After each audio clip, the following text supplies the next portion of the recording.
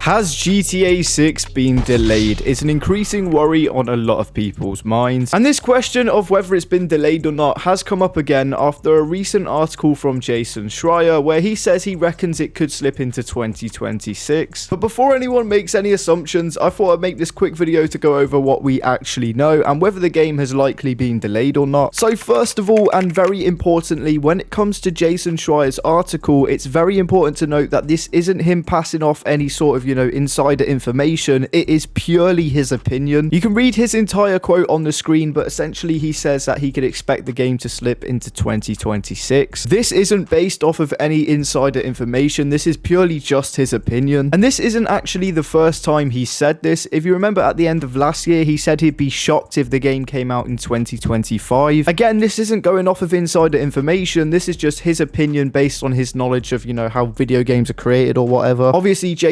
I can't speak.